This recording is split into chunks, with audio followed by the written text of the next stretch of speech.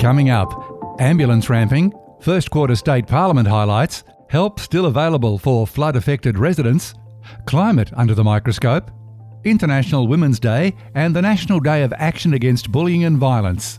All these topics and more as Ipswich MP Jennifer Howard joins the show. It's Friday, April 22, 2022, and I'm Alan Roebuck. Welcome to Ipswich Today, which acknowledges the traditional custodians of the land on which it is produced and pays respects to elders past, present and emerging. This podcast is supported by Kinetics, people-powered web hosting trusted by Australian businesses since 1999. For the first time since COVID, I was able to catch up with Jennifer Howard in the Ipswich electorate office earlier this week, rather than via Zoom or on the phone. This interview was recorded on April 20.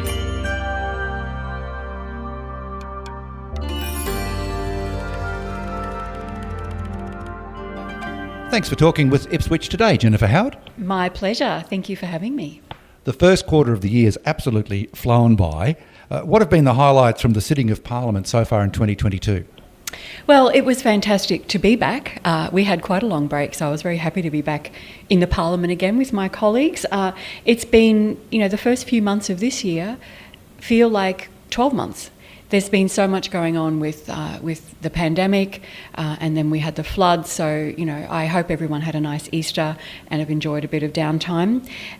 But we also saw a very lacklustre federal budget appear in March. And I think that's really going to have a flow-on effect for our community. This is probably the 10th year in a row that we've seen Ipswich completely overlooked. In fact, the word Ipswich not even mentioned at all in the federal budget. And we are a fast-growing town. We've got a lot of growth. We've got a lot of infrastructure requirements out here. We need to be noticed by the federal government, and shame on the government for ignoring us once again. What would have been your priorities on your wish list in the federal budget? Infrastructure spending. We need a second river crossing here in Ipswich. And more importantly, or just as importantly, we need the Ipswich to Springfield train corridor to be identified as a priority project. We know it's a priority. Everyone who lives here knows it's a priority. We just need the federal government to know. Can we talk about one issue more specifically, and that is ambulance ramping? It's in the news seemingly every other day, and I've had personal experience at Ipswich Hospital a number of times, and I've got to say it's all been good. The staff are just absolutely marvellous, but there can be a long wait. What can be done to reduce this ramping? Yeah, as you've identified, our hospitals are busier than ever, and Ipswich is no different. Once again, that comes down to the growth that we've got in this southeast corner. And last week, we saw an unprecedented demand across the southeast corner. The number of triple O calls was the fourth highest on record ever. And the amount of people who are using our public hospitals is increasing. And as you identified, people get excellent service once they're in, but I do identify that there is a problem. One of the things we did in Parliament in the first quarter of this year was the Premier moved a motion calling on the federal government, Scott Morrison, to give us our fair share of funding, and health is one of the big areas that we need an investment in. We've got people sitting in hospital beds who are waiting on getting into an aged care facility, and that's just not good enough. We've got people who are waiting for NDIS placement sitting in our hospitals as well. Every state and territory in the country asked for a 50-50 split funding, and the federal government has inexplicably knocked it back. This may be a bit too simplistic a view to contribute to ramping, but is it that too many people present with minor ailments at emergency when there's, well, in Ipswich there seems to be a reasonable amount of bulk billing doctors from my observations. Well, what do you think the situation is? The GP shortage is an issue out here for people. It's very hard to tell someone that the issue that they feel is an emergency may not be compared. It's all comparative. But having said that, we have got in our ambulance now, we have acquired in the last few years low acuity vehicles, so they can take people to GPs and rather than to the hospital, and they can assess. They can make that assessment when they go to people's homes. I didn't know that, Jen. Yeah, it's a really fantastic investment. These low acuity vehicles and the ambulance. The paramedics will tell you how valuable they've been, and it's making that decision yourself about whether it's important or not.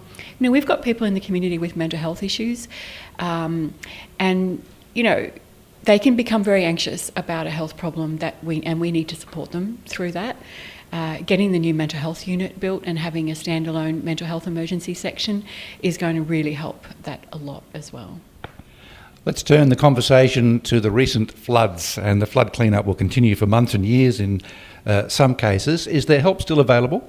Yeah, there is help still available. We've got the community recovery hotline that's still up and running, and we've got the community hub still happening in Ipswich until the 30th of April. So that's the latest date that we've got set up. You know, we've got financial assistance that's already been activated for the Ipswich local government area. We've got essential household contents grants, structural assistance grants, essential service safety and reconnection grants, and we've also got some one-off payments for people. As we know, a lot of people that were flooded this time did not have insurance because they couldn't afford it after the 2011 floods, and these people have lost everything. So, you know, I've spent a lot of time door knocking the areas that worst affected in my area, and it's quite heartbreaking to hear the stories and to see that. And the waters have all receded, we've all got on with our lives, but there are people in this community who have a long way to go before they're back. Again, I know firsthand from 2011 that it does drag on, and some people will still be building 2 years later. The recent climate forum was held in Ipswich, and you were a vital part of that. It somewhat went under the radar for a lot of people. How did the forum come about, and what did it achieve? Yeah, look, it was a bit of a dream of mine to hold one, and I'd like to make it an annual event, get some momentum going around it. We had about 130 people come along. I was really pleased to sort of partner with USQ on this inaugural one. So really the idea came about before the pandemic. We saw the bushfires, which were horrendous, and for many, many people in this community, that really shone a light on climate change and the issues that we're dealing with. And despite the fact that we have a lot of challenges here in Ipswich, whenever I had a mobile office pre-pandemic, the number one issue raised with me was climate change. And it might have been about habitat loss, wildlife, endangered wildlife, and then we saw the bushfires. So I really felt that Ipswich people had an interest in this, and that we were very well placed to start discussions about how we as a government and how we as individuals can act to help slow down the effects of climate change. And it was fantastic to do. Well, what were the top 3 achievements you think that came out of the forum? Well, people coming along in the first place and connecting with each other. We had stalls set up so that people could, you know, and a lot of people have told me that didn't know that there was a group doing this work, and you know, it's about connecting people. There's a lot of people doing good work in the environment, but they're working in silos. So connecting those people, getting conversations going, is really important. It was quite alarming hearing from the USQ scientists about what's actually happening with our environment. That was really alarming. We needed to hear it, and we need to keep the conversation going. So do you have a date next year? I don't have a date set up yet. I've got a lot of ideas. There's so many different speakers that we could have engaged, but I think getting the momentum going, I'd really love to get people from the community involved. So if you are, you know, someone who'd like to be involved in organising it or have ideas, you know, we need to get a committee together, sooner the better, so that we can start planning for next year. Tomorrow's politicians are drawn from the ranks of teenagers today, and Queensland has an annual youth parliament. Who will be representing Ipswich this year? A very exceptional young man called William Hartley. He's 17.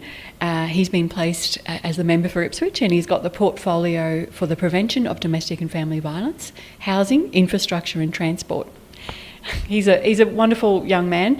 He's in his final year at Bundamba Secondary College.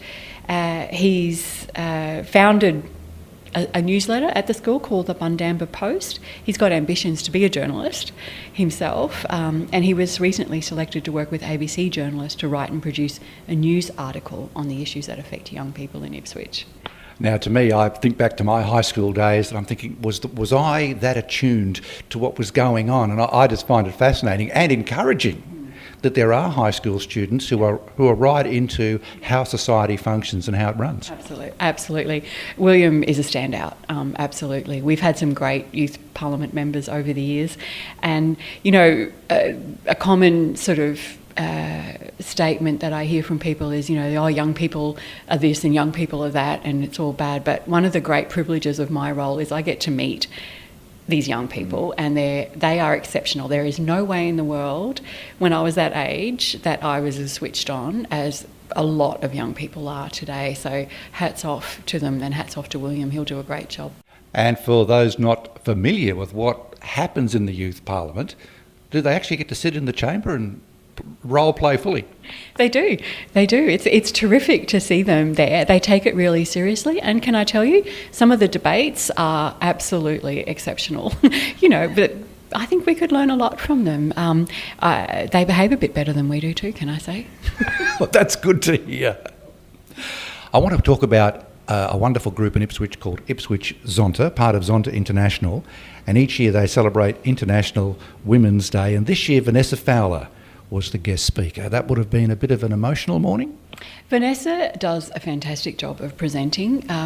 You know, it's 10 years since the death of her sister Alison Baden Clay, and obviously the emotion is still there. But Vanessa does such a terrific job of communicating the message. And I was really delighted to have as my guests some clients from DVAC at my table. I thought, you know, it's these women that need to hear from people like Alison. Alison's sister Vanessa, because that's a first-hand account of what it feels like to be a member of a family of someone who's living with someone who's coercively controlling them.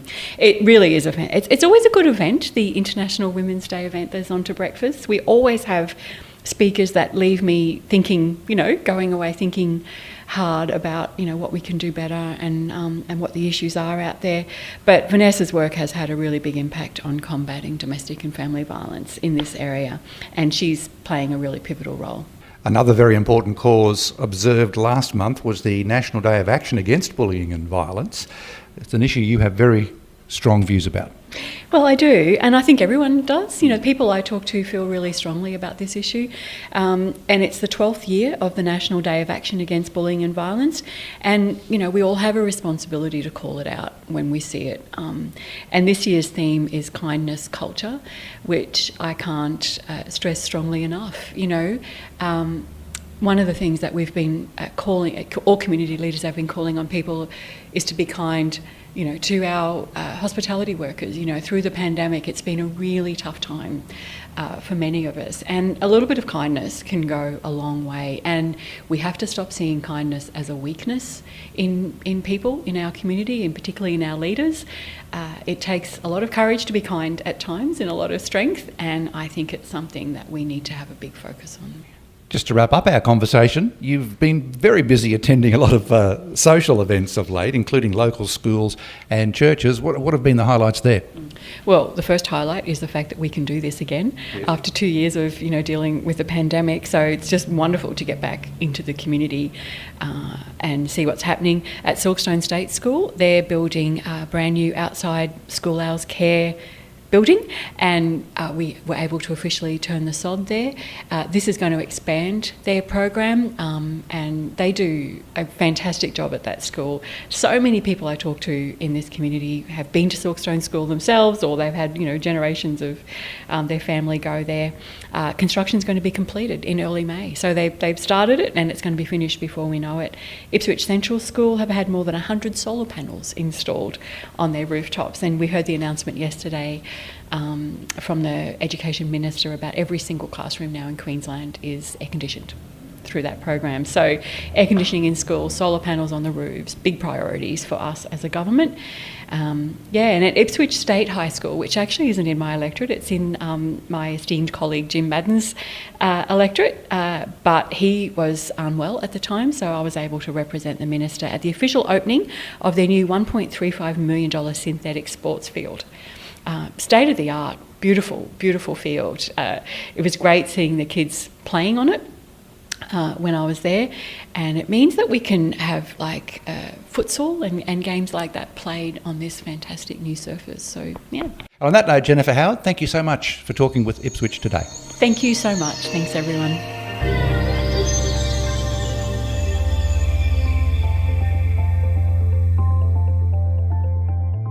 Ipswich Today is supported by Kinetics, people-powered web hosting trusted by Australian businesses since 1999. This podcast is also listener-supported. Please make a once-only gift or regular donation to help keep it online. Just go to ipswichtoday.com.au and click the donate button on the homepage to make a payment through PayPal. Follow and stream this podcast from your favourite app, including iHeartRadio and Amazon Music Podcasts, or play Ipswich Today from smart speakers. Music is supplied by Purple Planet Music. This is Alan Roebuck. Thank you for listening.